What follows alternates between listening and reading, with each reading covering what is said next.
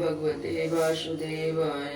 नमो भगवते वासुदेवाय। ओम नमो भगवते वासुदेवाय। ओम नमो भगवते वासुदेवाय। ओम नमो भगवते वासुदेवाय। श्रीमद् भागवत महापुराण तृतीय स्कंद कर्दम और देवती का विहार। श्री मैत्रेय जी ने कहा, विदुर जी, माता पिता के चले जाने पर पति के अभिप्राय को समझ लेने में कुशल साध्वी देवती कर्दम जी की प्रतिदिन प्रेम पूर्वक सेवा करने लगी। ठीक उसी तरह से जैसे श्री पार्वती जी शंकर की सेवा करती हैं। उनके काम वासना, दम्भ, देश, लोभ, पाप और मौत का त्याग कर बड़ी सावधानी से लगन के साथ सेवा में तत्पर रहकर विश्वास, पवित्रता, गौरव, संयम, प्रेम और मधुर भाषण आदि गुणों से अपने परम तेजस्वी पति को संतुष्ट कर लिया। देवती समझती थी कि मेरे पति देव से भी बढ़कर हैं, इसलिए वह उनसे बड़ी बड़ी आशाएं रखकर उनकी सेवा में लगी रहती थी। इस प्रकार बहुत दिन तक अपना अनुवर्तन करने वाली उस मनु पुत्री को व्रत आदि का पालन करने से दुर्बल हुई देखकर देवर्षि कर्दम को दयावश कुछ खेद हुआ और उन्होंने उससे गदगद वाणी से कहा। कर्दम जी बोले, मुनि नंदनी, तुमने मेरा बड़ा आदर किया है। मैं तुम्हारी उत्तम सेवा और परम भक्ति से संतुष्ट हूँ। सभी देहधारियों को अपना शरीर बहुत प्रिय और आदर की वस्तु होता है, किंतु तुमने मेरी सेवा के आगे उसके क्षीण होने की कोई परवाह नहीं की। अतः अपने धर्म का पालन करते रहने से मुझे तप, समाधि, उपासना, योग द्वारा जो भय और शोक से रहित भगवत प्रसाद स्वरूप विभूतियाँ प्राप्त हुई हैं, उन पर मेरी सेवा के प्रभाव से अब तुम्हारा भी अधिकार हो गया है। मैं अब तुम्हें दिव्य दृष्टि प्रदान करता हूँ, उसके द्वारा तुम देखोगी। अन्य जितने भी भोग हैं वे भगवान श्री हरि के भ्रुकुटी विलास मात्र से नष्ट हो जाते हैं, अतः इनके आगे कुछ भी नहीं है। तुम मेरी सेवा से कृतार्थ हो गई हो। अपने पातिव्रत धर्म का पालन करने से तुम्हें दिव्य भोग प्राप्त हो गए हैं। तुम इन्हें भोग सकती हो। हम राजा हैं, हमें सब कुछ सुलभ है। इस पर जो अभिमान आदि विकार है, उनके रहते हुए मनुष्य को इन दिव्य भोगों की प्राप्ति होना कठिन है।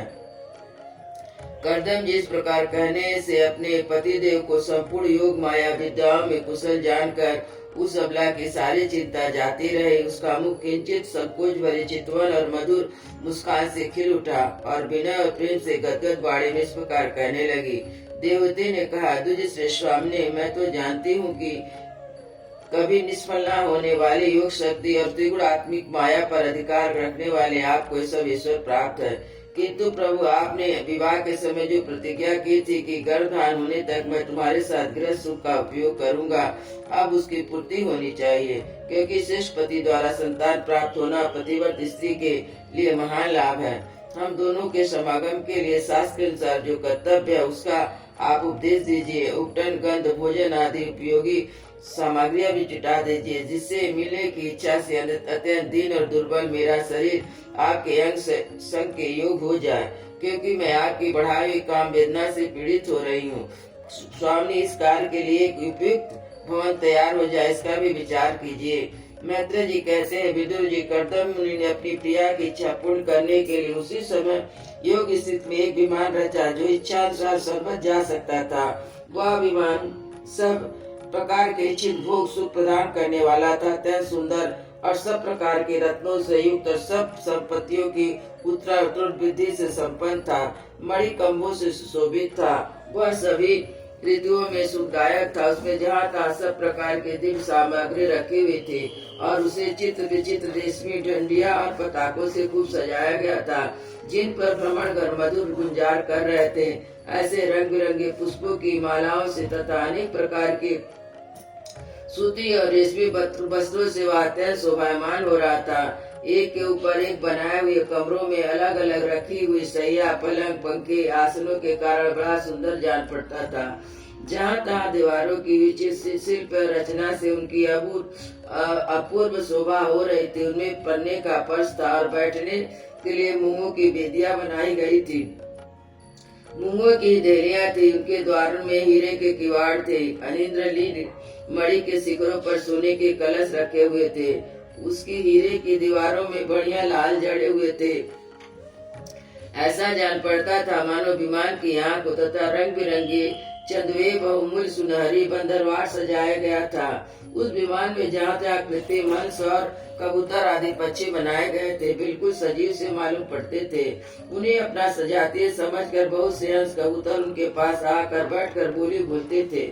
उसमें सुविधा अनुसार क्रीड़ा स्थली, शयन गृह, बैठक, आंगन, चौक आदि बनाए गए थे, जिनके कारण विमान स्वयं कर्दम जी को भी विस्मित कर रहा था। ऐसा सुंदर घर को जब देवती बहुत प्रसन्न चित्त से नहीं दिखा तो सबके आंतरिक भाव को परख लेने वाले कर्दम ने स्वयं कहा, वीरू तुम इस विद्युत सरोवर में स्नान करके विमान पर चढ़ जा और विष्णु भगवान का रचा हुआ तीर्थ मनुष्य को भी सभी कामनाओं की प्राप्ति कराने वाला है। कमल लोचन देवती ने अपने पति की बात मानकर सरस्वती के पवित्र जल से भरे हुए सरोवर में प्रवेश किया। उस समय वह बड़ी मैली कुचैली साड़ी पहने हुए थे। उनके सिर के बाल चिपक जाने से उनमें लटे पड़ गई थी। शरीर में मैल जम गए थे तथा स्तन कांतिहीन हो गए थे। सरोवर में गोता लगाने पर उनके भीतर एक महल में 1000 कन्याएं देखी जो किशोर अवस्था थी। उनके शरीर से कमल की गंध आ रही थी।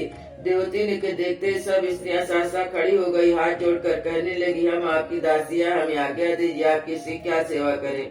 विदुर जी जब स्वामी को सम्मान देने वाली रमणियों ने बहुमूल्य मसालों तथा गंध आदि से मिश्रित जल द्वारा मनस्वी देवती को स्नान कराया तो 2 नवीन निर्मल वस्त्र पहनने को दिए। फिर उन्होंने बहुत ही मूल्यवान बड़े सुंदर कांति में आभूषण, स्वर्ग गुण संपन्न भोजन और पीने के लिए अमृत के समान स्वादिष्ट असाप प्रस्तुत किए। तब देवती ने दर्पण में अपना प्रतिबिंब देखा तो मालूम हुआ कि भांति भांति के सुगंधित फूलों के हारों से विभूषित है। स्वच्छ वस्त्र धारण किए हुए उनका शरीर भी निर्मल और कांति में हो गया है। उन कन्याओं ने बड़े आदर पूर्वक उनका मांगलिक श्रृंगार किया है। उसे शीर्ष स्नान कराया गया। स्नान के पश्चात अंग में सब प्रकार के आभूषण सजाए गए। उनके गले में हार उमेर, हाथों में कंगन, पैरों में छमछमाते हुए सोने के पाजेब सुशोभित है।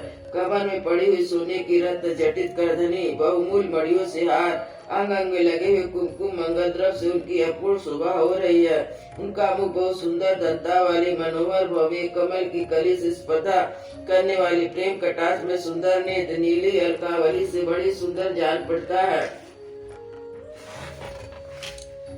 विदुर जी जब देवती ने अपने प्रिय पति देव का स्मरण किया तो अपने को सहेलियों के साथ वहीं पाया जहाँ प्रजापति कर्दम जी विराजमान थे। उस समय अपने को सहस्त्र स्त्रियों के सहित अपने प्राणनाथ के सामने देख इनके योग का प्रभाव समझकर देवती को बड़ा विस्मय हुआ। शत्रु विजयी विदुर जब कर्दम जी ने देखा कि देवती का शरीर स्नान करने से अत्यंत निर्मल हो गया और विवाह काल से पुरुष का जैसा रूप था उसी रूप को पाकर अपूर्व शोभा से संपन्न हो गई। उसका सुंदर वक्षस्थल चोले से ढका हुआ है। हजारों विद्याधारी उसकी सेवा में लगी हैं तथा उसके शरीर पर बढ़िया बढ़िया वस्त्र शोभा पा रहे हैं। तब उन्होंने बड़े से उसे विमान पर चढ़ाया। उस समय अपनी प्रिया के प्रति अनुरक्त होने पर कर्दम जी की महिमा कम नहीं हुई। विद्याधरियों ने शरीर की सेवा कर रही थी। खिले हुए कुदुम के फूलों से श्रृंगार करके अत्यंत सुंदर बने हुए विमान पर इस प्रकार शोभा पा रहे थे मानो आकाश में तारागढ़ से गृह चंद्रदेव विराजमान हो। उस विमान पर निवास कर उन्होंने दीर्घकाल तक कुबेर जी के समान मेरु पर्वत की घाटियों में विहार किया। घाटियां 8 लोकपालों की विहार भूमि है। उनके कर्दम देव को बढ़ाने वाले शीतल मंद सुगंध वायु चले इन कामनियों का शोभा विस्तार करती है तथा गंगा जी के स्वर्गलोक से गिरने की मंगलमय ध्वनि निरंतर गूंजती रहती है। उस समय दिव्य विद्याधरों को समझा उनकी सेवा में उपस्थित था और सिद्ध गण बंधन किया करते थे। इस प्रकार प्राण पिया देवती के साथ उन्होंने सुरसन नंदन पुष्पभद्र चैत्ररथ आदि अनेक देव उद्यानों तथा मानस सरोवर में अनुराग पूर्वक विहार किया। उस कांति में और इच्छानुसार चलने वाले श्रेष्ठ विमान पर बैठकर वायु के समान सभी लोगों में विचरते हुए कर्दम जी विमान विहारी देवताओं से भी आगे बढ़े। विदुर जी उन्होंने भगवान के भयहारी पवित्र पाद पद्मों का आश्रय लिया है। उन धीर पुरुषों के लिए कौन सी वस्तु या शक्ति दुर्लभ है। इस प्रकार महायोगी कर्दम जी का सारा भूमंडल जो द्वीप वर्ष आदि की विचित्र रचना के कारण बड़ा आश्चर्यमय प्रतीत होता है अपनी प्रिया को दिखाकर अपने आश्रम को लौट आए। फिर उन्होंने अपने को 9 रूप में विभक्त करके रति सुख के लिए अत्यंत उत्सुक मनु कुमारी देवती को आनंदित करते उसके साथ बहुत वर्षों तक विहार किया। किंतु इतना लंबा समय एक मुहूर्त के समय बीत गया। उस विमान में रति सुख को बढ़ाने वाली बड़ी सुंदर शैया का आश्रय लिया अपने परम रूपवान प्रीतम के साथ रहते हुए देवती ने इतना काल कुछ भी ना जान पड़ा। इस प्रकार उस कामासक्त पति को अपने योग बल में सैकड़ों वर्ष विहार करते हुए वह काल थोड़े ही समय के समान निकल गया। आत्मज्ञानी कर्दन जिस सब प्रकार के संकल्प को जानते थे, अतः देवती के संतान प्राप्ति के लिए उत्सुक थे। भगवान के आदेश के स्मरण कर उन्होंने अपने स्वरूप को 9 विभाग किए तथा कन्याओं की उत्पत्ति के लिए एकाचित से अर्धांग रूप से अपनी पत्नी की भावना करते उनके घर में वीर स्थापित किया। जिससे देवती एक ही साथ 9 कन्याएं पैदा हुई। सभी सर्वांग सुंदरी, उनके शरीर से लाल कमल की सुगंध निकलती थी।